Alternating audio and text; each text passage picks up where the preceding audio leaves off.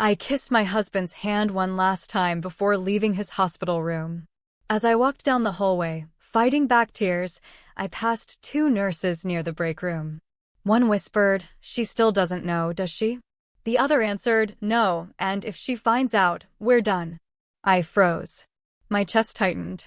A door to one of the rooms my husband had stayed in was locked. My husband was dead, but the nurses were whispering secrets, chilling secrets about what I didn't know. And the moment I started pulling at those threads, my world didn't just shatter, it exploded into a nightmare of betrayal and terrifying danger. It started like any other unbearable day. My Ben was gone. Just 3 days before, he'd kissed me goodbye, complaining about a headache. By lunchtime, he was in the ER. By evening, in a coma. Now, at 35, a massive stroke had stolen him from me. The steady beeping of his machines had gone silent hours ago, replaced by the awful hush of a hospital room after someone dies. "It's time, Mrs. Parker," the doctor said softly. "You can say your goodbyes." I just nodded, unable to speak, my body numb. I needed a moment, just us. The room emptied, and I sat by his bed, tracing the familiar lines on his face, the crinkles around his eyes when he laughed, the small scar above his eyebrow from a childhood fall, his dark hair still beautifully messy. "Ben," I whispered, my voice raw. "I don't know how to do this without you." I held his cold hand, remembering how those hands had held mine through every big moment: college, our wedding, buying our first house. "I love you," I told him, pressing my lips to his impossibly cold forehead. "I've always loved you." Grief was a heavy, suffocating blanket. As I finally stood, my legs nearly gave out. My body moved mechanically toward the door, my mind still refusing to accept that Ben was truly gone. Then, in the corridor, I saw them. Two nurses huddled by the station, heads together, whispering. They fell silent as I approached. "She still doesn't know, does she?" one hissed. "No," the other replied, her voice tight with panic. "And if she finds out, we're finished." I froze. They hadn't seen me. My heart hammered. What didn't I know? What were they hiding? The moment they spotted me, their eyes went wide, and they scattered like startled birds. One suddenly fascinated by a patient chart, the other rushing down the hall. I turned back to Ben's room, but the door was already shut. A cleaning in progress sign, two orderlies standing guard, their faces blank. Another nurse, Tanya, approached me, her hand gentle on my elbow. "Mrs. Parker, you should go home. You've been through enough." Her voice held kindness, but beneath it was an urgent push, a desire to get me out.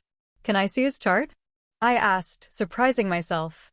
I need to know his last hours. Was he in pain? Did he wake up?" Tanya's smile tightened. "You'll have to wait till morning. There's a delay in documentation. Hospital protocol."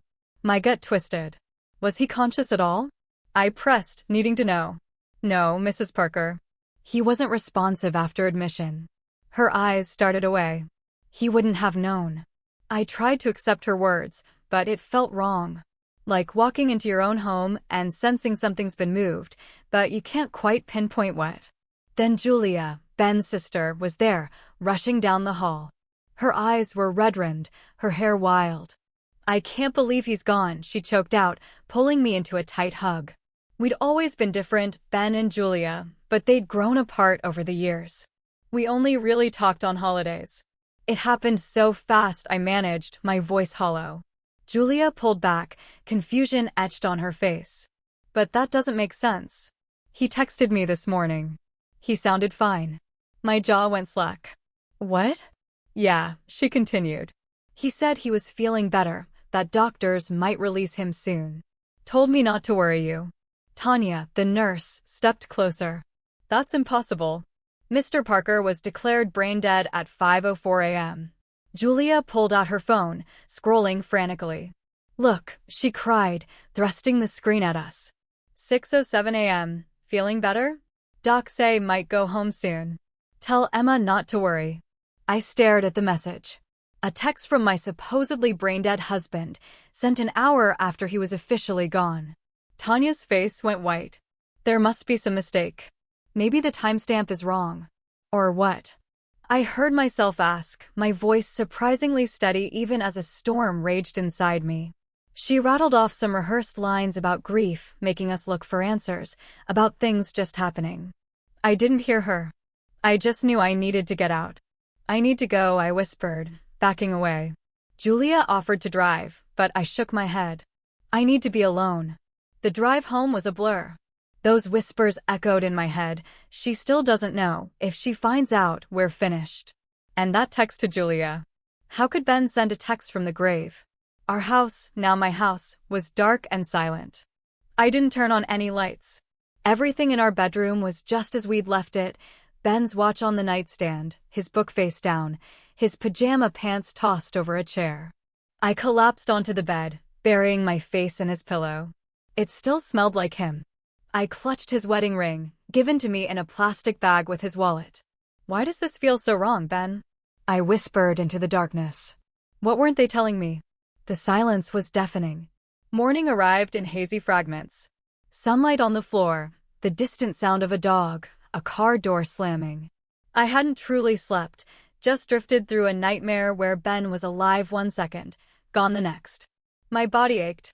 It was 9:47 a.m. Normally, I'd be teaching my fourth graders. Normal times when Ben was alive. I forced myself to move, splashing cold water on my face.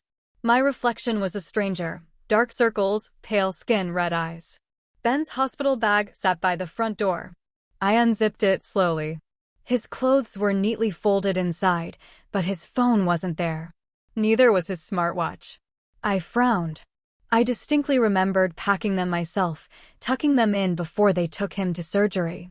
I called the hospital, navigating the automated maze until I got to patient services.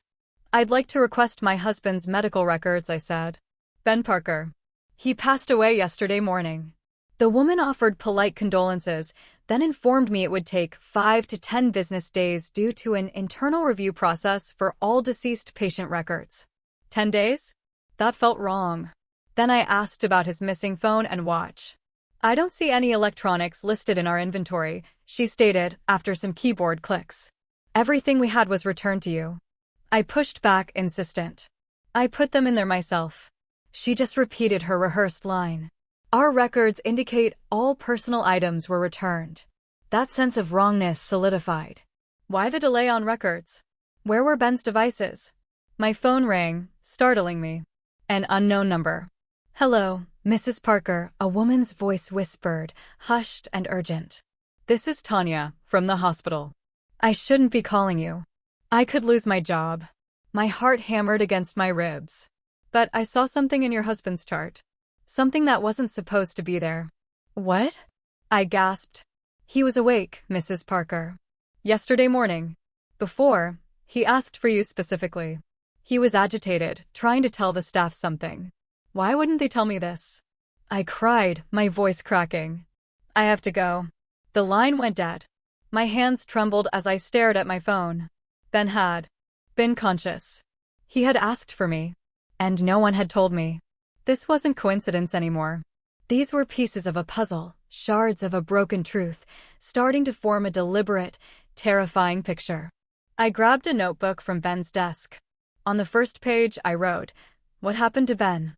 Underneath, I listed the facts. Stroke on Tuesday. Declared brain dead Thursday 5:04 a.m. Text to Julia Thursday 6:07 a.m. Nurses whispering secrets. Missing phone and watch. Ben was conscious and asking for me. Disconnected, yes, but undeniably linked. My phone buzzed again. Julia. Can we talk? Something doesn't feel right about this. Julia and I met at a downtown coffee shop. She looked as exhausted as I felt. Ben called me Tuesday night, she said, pushing her untouched coffee aside. After they admitted him. He sounded scared, Emma. Not about the stroke, but about something else entirely. He said he had something important to tell you. That he'd messed up. Messed up how? I asked. He wouldn't say. Just that he needed to make things right.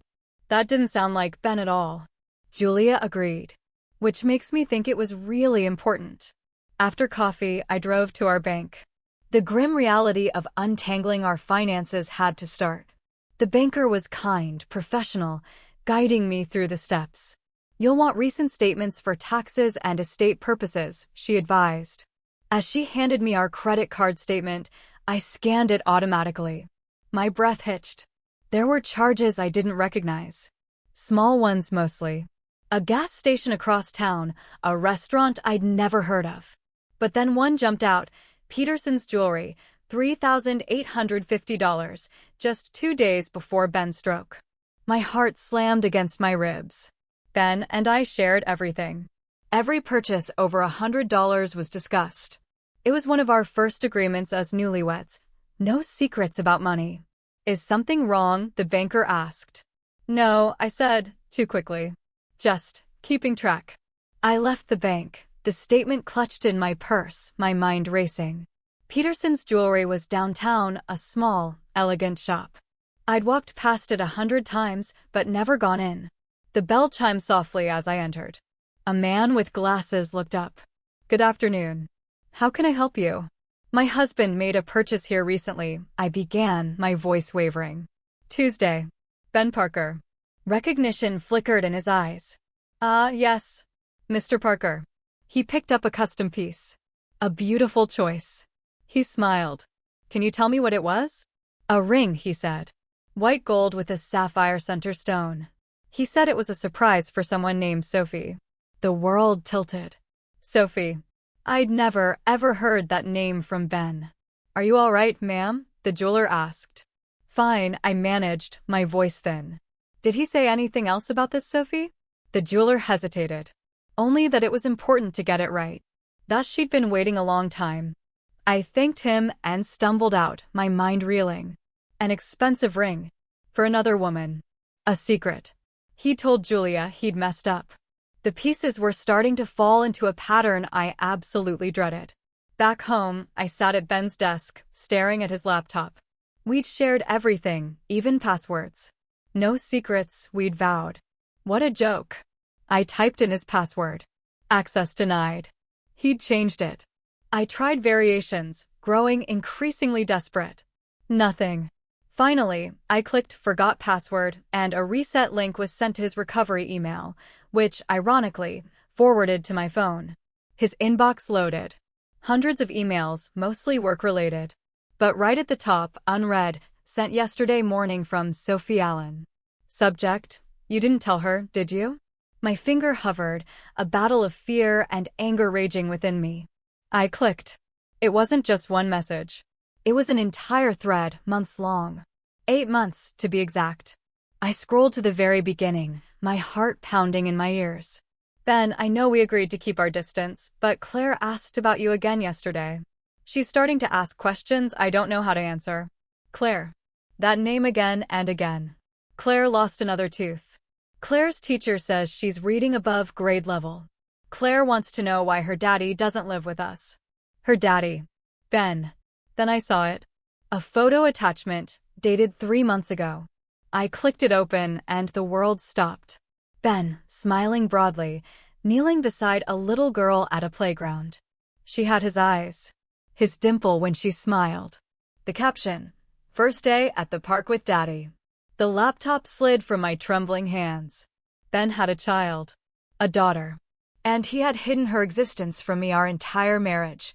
My vision blurred. No, this couldn't be happening.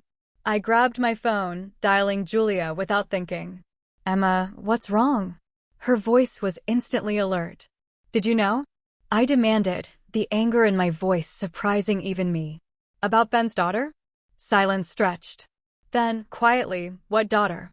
Claire. He has a daughter with a woman named Sophie. He's been seeing them. Spending time with them, my voice cracked. Buying them jewelry. Oh my God, Julia breathed. That's what he meant. What? Last Christmas, at your house. I overheard him on the phone in the backyard. He said, if Emma ever finds out, she'll leave me. I thought maybe he'd lost money or something, but this. I hung up without a goodbye. I needed to see her, this Sophie, this woman who had shared a secret life with my husband. Finding her wasn't hard. Sophie Allen was on Facebook. Her profile was semi-public. Pretty in an understated way. Chestnut hair, kind eyes. Nothing like me. Single mom to 6-year-old Claire, elementary school teacher, lives in Westfield, just 20 minutes from my house. 6 years old. That meant Ben had known her before we were married. Had gotten her pregnant. Then left her for me. No, that wasn't the Ben I knew. The timeline simply didn't make sense. That afternoon, I drove to Westfield. Sophie's address, easily found through a property search, entered into my GPS. Her house was small, tidy, with a bicycle on the lawn and chalk drawings on the driveway. I parked across the street, my heart pounding, not sure what I was even going to do. Confront her? Demand answers? See the child my husband had kept secret? As I sat there, the front door opened. Sophie stepped out, calling something over her shoulder. Then a little girl burst through the doorway, her backpack bouncing as she ran to her mother. Claire, Ben's daughter. The resemblance was undeniable now that I saw her in motion, the way she tilted her head when she laughed, her animated gestures. Before I could second-guess myself, I was out of the car, crossing the street. Sophie saw me, her smile fading as she instinctively pulled Claire closer. "Can I help you?" she asked, a weariness in her voice. "I'm Emma," I said. "Emma Parker, Ben's wife." Recognition dawned in her eyes, followed by a complex emotion I couldn't quite name. Not guilt, not fear, but a profound resignation. "Claire, honey, go inside and start your homework. I'll be in soon." The little girl looked at me curiously, then nodded and disappeared. Sophie crossed her arms. "I wondered if you'd come. I'm truly sorry about Ben." "Did you know he was dying?" I asked, cutting straight to it. "Is that what the ring was for?" She frowned. "What ring?" "The sapphire ring. He bought it for you, 2 days before his stroke." Sophie shook her head. "He didn't buy me any ring. It wasn't like that between us, Emma." "Then what was it like?" I demanded, fighting to keep my voice steady. She sighed. "Can we sit?" We settled on the porch steps, a careful distance between us. "Ben and I dated briefly years ago," she began. "Before he met you. It didn't work out. We went our separate ways. I didn't know I was pregnant until after you two were already engaged." My breath hitched. "And you didn't tell him?" "I tried once," she said, looking down at her hands. "But he was so happy, planning your wedding. I decided to do it on my own. But he found out." She nodded. 3 years ago, Claire had a medical emergency. A severe allergic reaction. The hospital needed family medical history. I called him in desperation. She paused, her voice thick. He came right away. And after that, he wanted to be in her life. Behind my back, I said, the hurt raw and stinging. "He was going to tell you many times," Sophie insisted.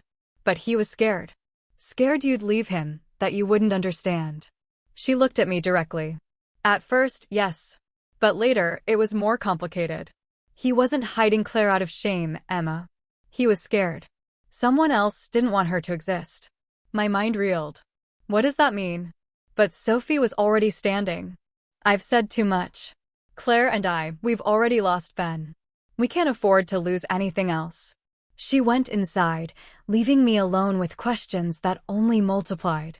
I drove home in a daze. Someone else didn't want her to exist. Sophie's words echoed in my mind. Who? Why? Who would care about Ben having a child from a past relationship? Back at Ben's desk, I pulled open the bottom drawer where he kept old journals. I wasn't sure what I was looking for, only that I needed to understand who my husband really was. Buried at the back, I found a worn leather travel journal from 3 years ago, right around the time Sophie said Ben discovered Claire. I flipped past mundane work notes until an entry jumped out. April 18th. Saw her again today. Same man watching from the car. I think I've made things worse by going back. Need to be more careful. He hadn't named names, but the timing was chilling. I kept reading. Scattered entries that now took on a terrifying new meaning. May 2nd. Meeting with and about the arrangement. Don't trust him. But what choice do I have? June 15th. Transfer complete. This has to work. Too much at stake now. My phone chimed. A text from an unknown number. This is Sophie.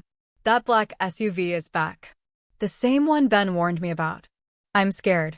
I called her instantly. What SUV? Who's watching you? Her voice was hushed. I don't know. Ben noticed it a month ago, parked outside my house or Claire's school. He confronted the driver once, but the man denied following us. Did Ben say who he thought it was? He mentioned something about the health fund he was working with, she said. Said someone there was too invested. I didn't understand what he meant. Health fund. Ben worked in finance, specializing in healthcare investments. He mentioned a special project over the past year, something about a private medical research foundation. I just assumed it was extra work. Sophie, what school does Claire attend? Briarwood Elementary. Why? I opened my laptop. Briarwood Elementary. A private school. At the bottom of their website, prominently displayed logos of their benefactors. Among them, Westlake Health Innovation Fund. The same fund Ben had been consulting for. The connection hit me like a physical blow. Ben hadn't just been visiting his secret daughter. He'd been funneling money to her school through his work with the health fund. But why would that put them in danger? The next morning, I drove to the Westlake Health Innovation Fund offices.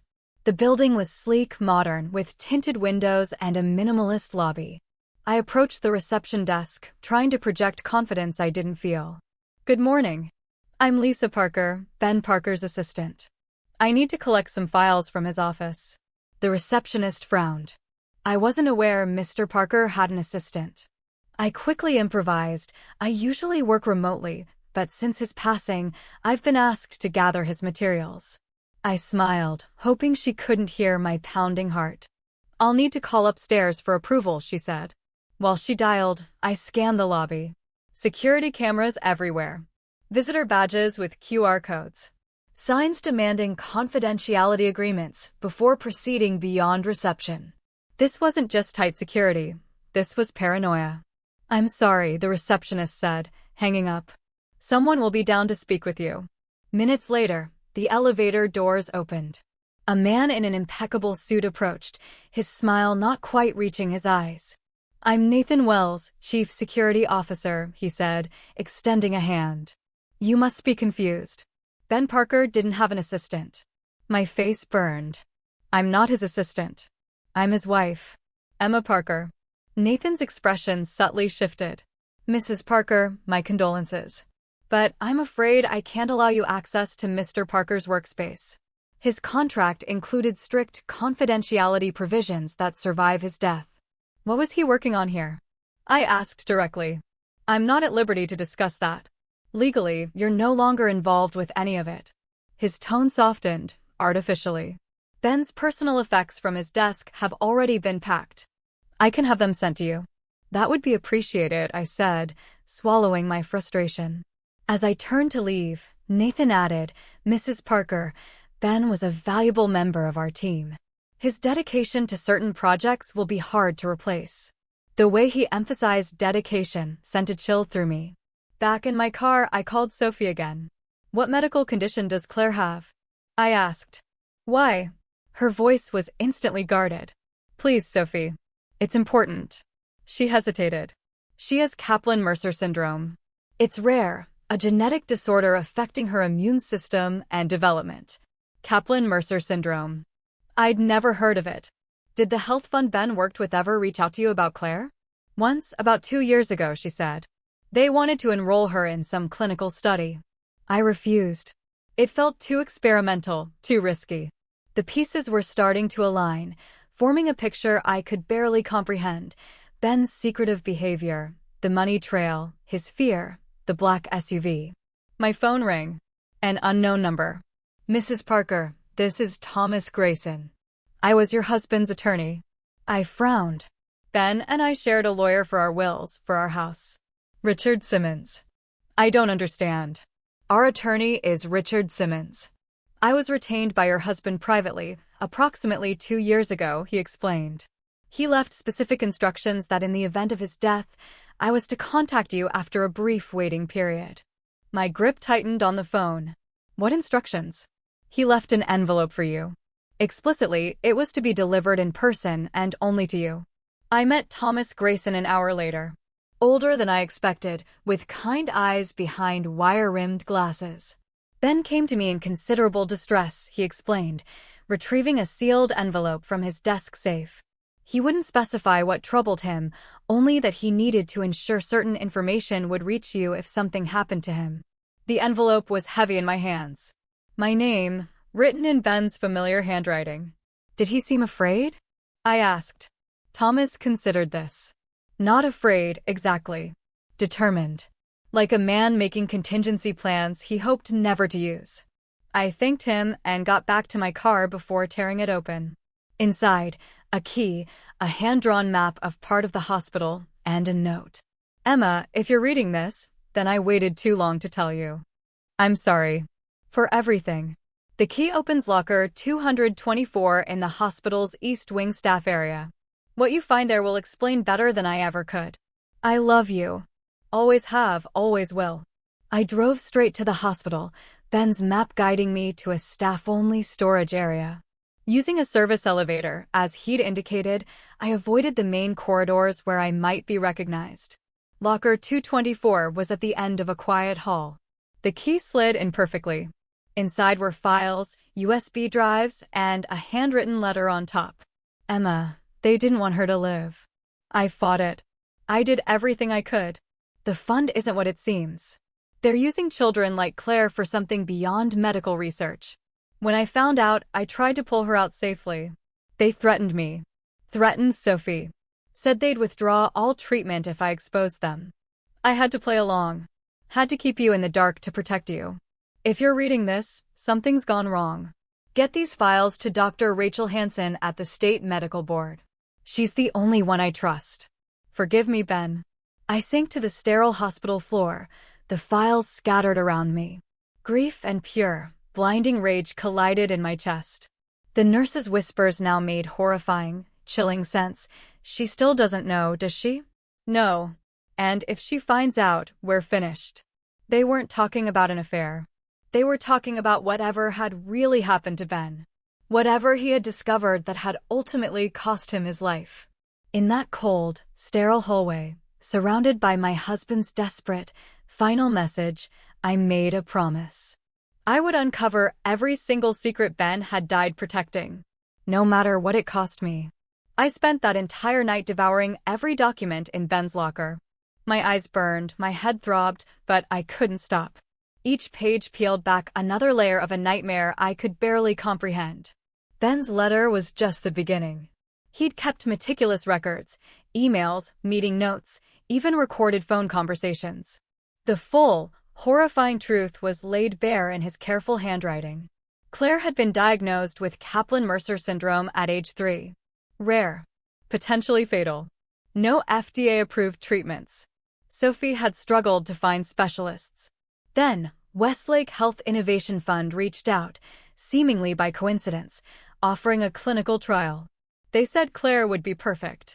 Sophie, wary of experimental protocols and crushing non-disclosure agreements, refused. That's when Ben stepped in. Without Sophie's knowledge or consent, he used his connections, falsified paperwork, forged signatures, and created an entire fictional backstory to get Claire enrolled. And it worked. Claire started receiving treatments. Her condition improved dramatically. But 6 months in, Ben discovered the real horror. The fund wasn't just studying these children. They were using them. Pushing experimental treatments that hadn't gone through proper channels. The children showing the most promise were being groomed for something called Phase 3, the details of which Ben couldn't uncover. When he tried to withdraw Claire, they threatened to expose his fraud. Worse, they said they'd ensure Claire never received medical treatment anywhere again. They had the power to make it happen. So, Ben made a devil's bargain. Silence for Claire's continued treatment. He became an unwilling accomplice, funneling money, helping recruit other desperate families, all while keeping me completely in the dark. The sun was rising as I finished reading, long shadows stretching across our living room. I felt hollowed out. The husband I thought I knew had been living a double life, not of infidelity, but of desperate choices and devastating moral compromises. I called Sophie. I know everything, I said when she answered. About Claire's condition. About what Ben did to get her into the program. Silence stretched between us. He left documents. Letters. Everything. Did you know what he did? I asked. That he enrolled her without your consent? I found out last month, she admitted, her voice tight. I was furious. I threatened to go public. He begged me to wait, said he was gathering evidence, building a case. He just needed time. Time he didn't get. The ring, I said, a sudden realization. The sapphire ring. It wasn't for you, was it? No, Sophie said softly. It was for Claire. Her birthstone. He wanted to give her something permanent. Something that would last. She didn't finish the sentence. We both knew why, in case he wasn't around. We need to talk in person, I told her. This isn't over. The next day, Sophie and I met at a park. Claire was at school, the school Ben had helped fund, I now realized. We sat on a bench, watching other children play, speaking in hushed tones. How is she? I asked. Better than she's been in years, Sophie admitted. The treatments, whatever they are, they're working. Her immune system is actually functioning. She's growing normally. She can run and play like other kids. At what cost? I asked. Sophie looked at me sharply. What would you have done? Let her suffer. That's not what I meant, I said. Ben believed they're using these children for something beyond treatment. Something dangerous. Then why didn't he stop it? Because he was trapped, I explained. They had leverage over him. He was afraid for Claire. Sophie stared at the playground, where her daughter was climbing the monkey bars, a look of profound determination on her face. Claire doesn't know any of this. She just knows she feels better and that her dad visited sometimes and brought her presents. Do you have copies of any paperwork from the fund? I asked. Anything you signed initially? Just the rejection letter I sent when I refused to enroll her. Why? Because I need to understand exactly what we're dealing with.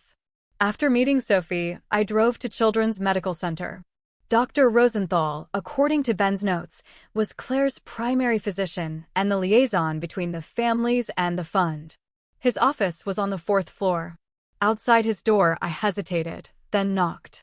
Come in, a voice called. Dr. Rosenthal was younger than I expected, early 40s, with kind eyes and a weary demeanor. His office walls were covered with children's drawings. Can I help you? He asked. I'm Emma Parker, I said. Ben Parker's wife. Recognition flickered, quickly replaced by caution. I'm very sorry for your loss, Mrs. Parker. How can I assist you today? I'd like to talk about Claire Allen. His expression didn't change, but his hands stilled. I'm afraid I can't discuss patients with non-family members. I know about the Westlake program, I stated. I know Ben helped get Claire enrolled without proper consent. And I know the fund is doing something that goes beyond standard treatment protocols. Dr. Rosenthal glanced at his closed door, then back at me. Mrs. Parker, I understand you're grieving, but these are serious allegations. They're not allegations. They're facts. Facts that Ben documented extensively before his death. He was silent for a long moment. What exactly do you want from me? The truth? Is Claire in danger? He sighed heavily. Sometimes helping someone means coloring outside the lines, Mrs. Parker. The treatments these children receive aren't approved through conventional channels because conventional channels move too slowly for kids like Claire.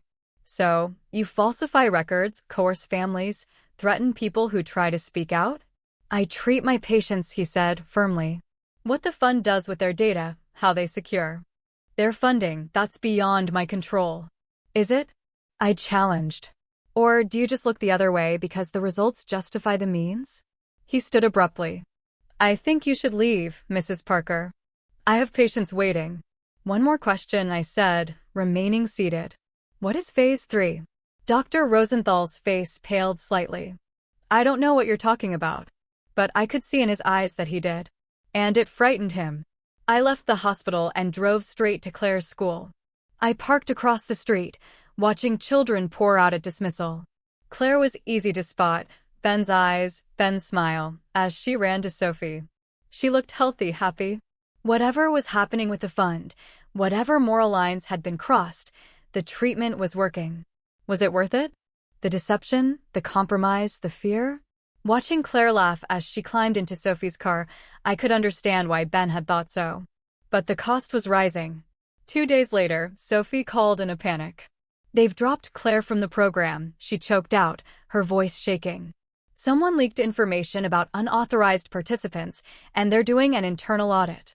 Claire's been removed from treatment, effective immediately. My stomach dropped. What did they say? Just irregularities in our paperwork, she sobbed. Claire's participation is suspended indefinitely. Emma, without those treatments, her condition could regress. Everything she's gained could be lost. I thought of Ben's desperate note. They didn't want her to live. I fought it. I did everything I could. What if exposing the truth meant Claire would suffer? Was justice worth a child's health? Her life? I'll call you back, I said, my voice barely a whisper. That night, I sat at Ben's desk, surrounded by his files, torn between two impossible choices. Expose the fund's unethical practices and risk Claire's health, or stay silent and let them continue using vulnerable children for whatever Phase 3 truly entailed. Ben hadn't found a way out of this maze. Had his death been a result of trying? My phone rang. Unknown number. Hello, Mrs. Parker. My name is Travis Harmon. I was a colleague of your husband's. We need to talk. We met at a diner off the highway, a place Westlake's impeccably suited men would never frequent.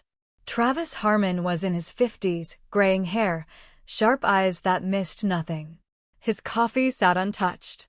I worked with Ben on the initial Westlake partnership, he explained. I was the whistleblower who exposed their previous fund's tactics 3 years ago. Previous fund? Travis nodded grimly. They've operated under different names. Westlake is just the latest. They find a legitimate medical need, rare diseases with no established treatments, and use it as a shield for their real operations. Which are what exactly? I asked, leaning closer. He glanced around before lowering his voice. Developing biological enhancements that go far beyond treating disease. Military applications mostly. But they need human subjects. And children are ideal. Their systems are more adaptable. That's monstrous, I whispered. It is. And nearly impossible to prove because they hide behind layers of legitimate research. The treatments work. The children get better. So families don't ask questions. Ben tried to expose them, I said, a statement, not a question. Travis's expression softened. Ben was caught in the middle. He discovered what was happening after Claire was already enrolled. They had him cornered, expose them and lose Claire's treatment, or help them and keep her alive. He paused. He chose a third option. He began gathering evidence, building a case that would be too strong to ignore. And they found out. It wasn't a question. He nodded. I believe so. Ben contacted me the night before his stroke. Said he had everything we needed to shut them down for good. I thought of Ben's missing phone and watch.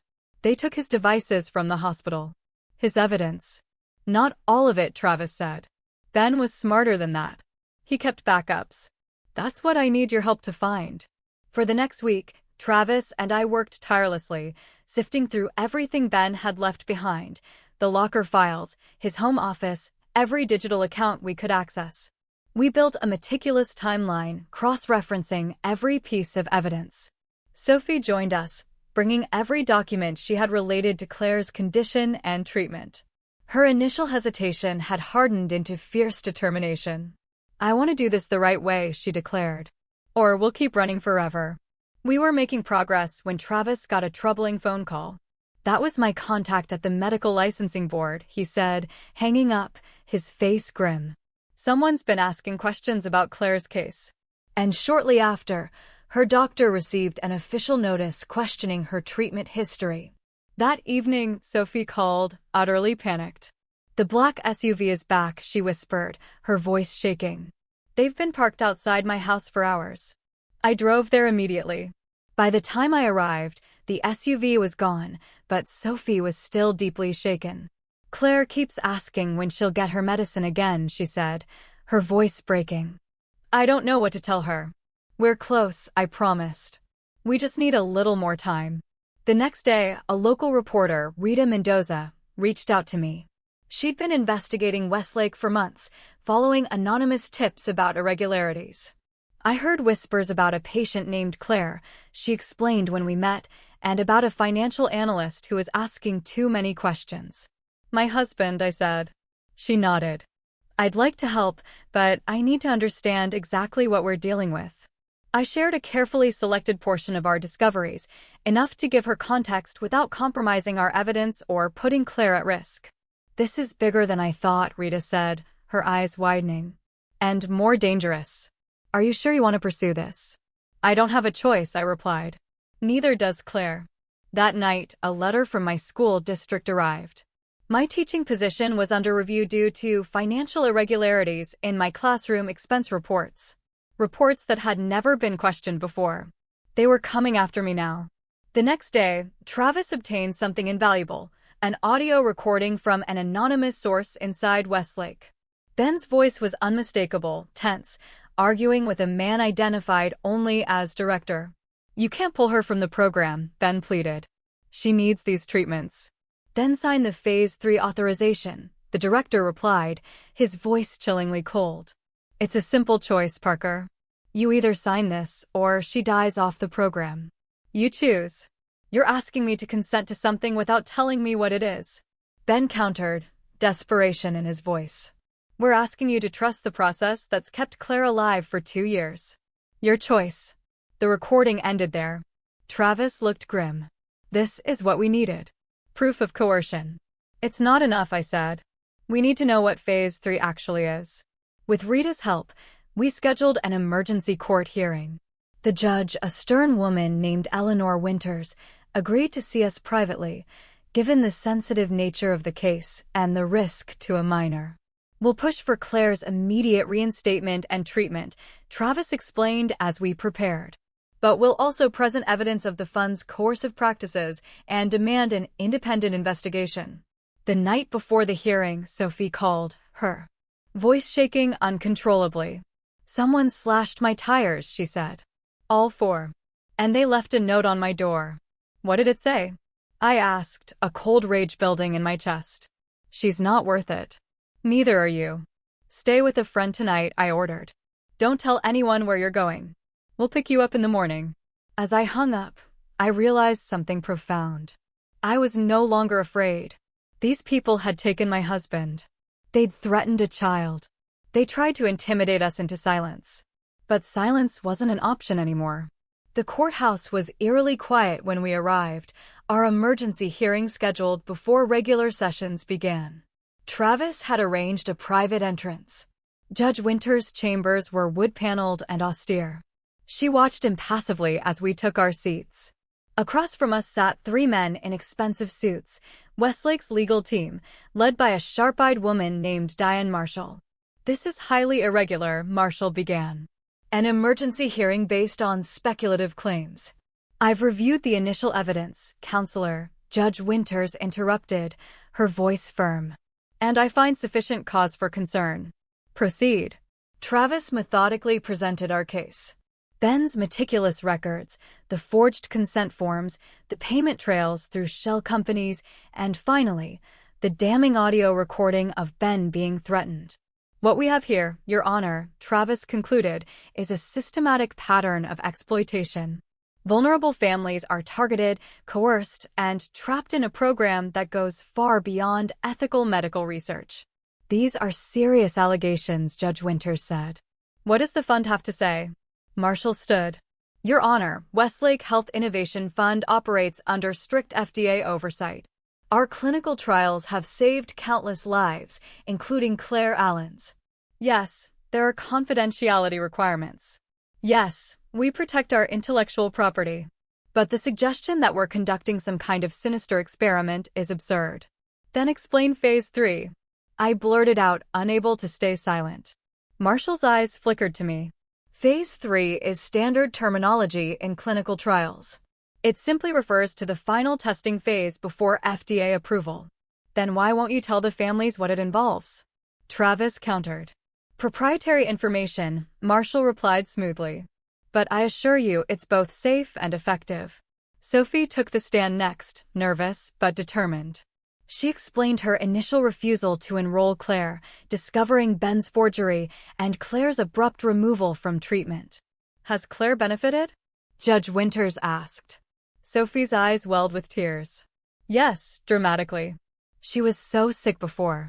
Now she's like any other child her age. Yet you're here opposing the fund. Why? Because I want her treatment to continue, but I want to know what they're really doing to my daughter. I want transparency. I want a choice. Marshall's cross-examination was brutal, trying to paint Sophie as an unfit mother. Isn't it true that you refused proven treatment for your daughter's condition? She demanded. I refused experimental treatment without proper information, Sophie corrected, her voice steady. And now that your daughter has been helped, you want to destroy the very organization that saved her? I want to protect her, Sophie said simply. From whatever you're not telling us about Phase 3. When my turn came, I took a deep breath. I recounted how I discovered Ben's secret life, the files he'd left behind, and the nurse's whispered conversation on the day he died. Mr. Parker died of a stroke, Marshall interrupted. A tragic but natural event, unrelated to his work with Westlake. Then why was his room locked immediately after? I shot back. Why were his personal effects tampered with? Why did a nurse call to tell me he had been conscious, asking for me, a fact the hospital denied? I then read directly from Ben's letter. They didn't want her to live. I fought it. I did everything I could. The courtroom fell silent. You've presented a compelling narrative, Mrs. Parker, Marshall finally said, trying to regain control. But it's just that, a narrative, constructed by a grieving widow desperate to find meaning in her husband's death. I looked directly at her. Then explain why Ben's text was sent after he was declared brain dead. Before Marshall could respond, the courtroom door opened. Tanya, the nurse who had called me, slipped in quietly and took a seat in the back. Travis noticed her immediately. Your Honor, we have an additional witness. Tanya approached the stand, her hands clasped tightly. My name is Tanya Williams. I was the attending nurse when Ben Parker died. Or when he was supposed to have died. A murmur rippled through the room. What do you mean, supposed to have died? Judge Winters asked. Mr. Parker suffered a stroke, yes. But he had regained consciousness early that morning. He was agitated, insisting on speaking to his wife. He kept saying something about evidence, about children being in danger. She took a shaky breath. Then Dr. Harrison arrived. He's not even an ICU doctor. He ordered everyone out, said he needed to perform an assessment. When we were allowed back in, Mr. Parker was gone. Are you suggesting foul play, Miss Williams? Judge Winters asked sharply. I'm stating what I saw, Your Honor. Several of us raised concerns. 2 days later, our employment records were flagged for procedural violations. Most of us were offered transfers or severance packages. This is outrageous. Marshall interjected. Unfounded accusations. Miss Marshall, Judge Winters said, her voice like steel. I suggest you allow the witness to finish. Tanya continued, describing how Ben's room had been immediately sealed, how his personal effects were inventoried by fund security, not hospital staff, how the timeline of his death had been altered in official records. By the time she finished, even Marshall's composure had cracked. Judge Winters called a brief recess. 30 minutes later, she returned with her decision. What happened here, she began, her gaze sweeping the room, represents a profound breach of trust, medical, legal, and ethical. While I cannot yet determine the full extent of wrongdoing, the evidence presented today warrants immediate action. She ordered Claire's immediate reinstatement into treatment under court-monitored supervision. The fund was required to provide complete documentation of all protocols, especially Phase 3. An independent medical review board would oversee Claire's care. Additionally, she concluded, I am ordering a full investigation into the circumstances surrounding Benjamin Parker's death. Miss Williams, you will be granted whistleblower protection. As we left the courtroom, I felt a strange mixture of victory and crushing grief. The truth was finally coming to light, but it couldn't bring Ben back. Outside, Sophie hugged me tightly. Thank you, she whispered, for fighting for her when you didn't have to. I hugged her back, realizing that in this moment, the walls between us, between Ben's two worlds, had finally crumbled. The next 3 months were a blur of investigation and slow, agonizing revelations. Spring turned to summer, bringing a gradual return to something resembling normalcy, though nothing would ever be truly normal again. The investigation into Westlake exploded, reaching far beyond Claire's case. Other families came forward, their stories echoing the same patterns of coercion and secrecy. Phase 3, it turned out, involved genetic modifications far beyond simple treatment. Enhancements designed to create children with heightened immune responses, replicable for military applications. Ben's death was officially reclassified as under investigation. The hospital administration was completely overhauled, key figures resigning amidst allegations of collusion with the fund. I returned to teaching, finding a strange solace in the routine of my classroom. My fourth graders only knew that Mrs. Parker had lost her husband and was helping a sick little girl. Their simple compassion, handmade cards, and extra hugs healed parts of me I hadn't known were broken. In June, I published a piece in the local paper, "The Secrets My Husband Died With and Why I Forgive Him." I wrote about Ben's impossible choices, the moral complexities of desperate love, how good people can make terrible decisions for the right reasons. I cannot condone what Ben did, I wrote, the deception, the forgery. But I understand why he did it. He saw a child suffering and chose action over inaction, even at great personal cost. In the end, he tried to make it right. That, I believe, is what defines us. Not our mistakes, but our attempts to correct them. The article went viral, picked up by national media. Other whistleblowers contacted Travis, sharing similar stories from different medical research facilities. What began as one family's nightmare was exposing a nationwide pattern. Sophie brought Claire to visit me one sunny afternoon. I'd been hesitant about meeting her, this child who was the center of so much pain and secrecy. But when she bounded up my front steps, a drawing clutched in her hand, all reservations vanished. "This is for you," she chirped, handing me the paper. "Mom says you helped make the bad doctors go away." The drawing showed 3 stick figures inside a heart. They were labeled Mom, me, and Miss Emma. "It's beautiful," I said, kneeling to her level. "Thank you, Claire." She had Ben's smile, his curious eyes. But she was entirely her own person, vibrant, resilient, untouched by the adult battles that had raged around her. As Claire explored my backyard, Sophie and I sat on the porch steps. "The new treatment protocol is working," she said. "No more secret injections or unexplained procedures. Just straightforward medicine, fully documented." "Good," I said. "That's good." She looked at me sideways. "You didn't have to help us. After what Ben did, lying to you all those years, you could have walked away." "I thought about it," I admitted. "For about 5 seconds." "What changed your mind?" I watched Claire, discovering a butterfly in my garden, her face lighting up with wonder. At first, I was helping Ben, finishing what he started.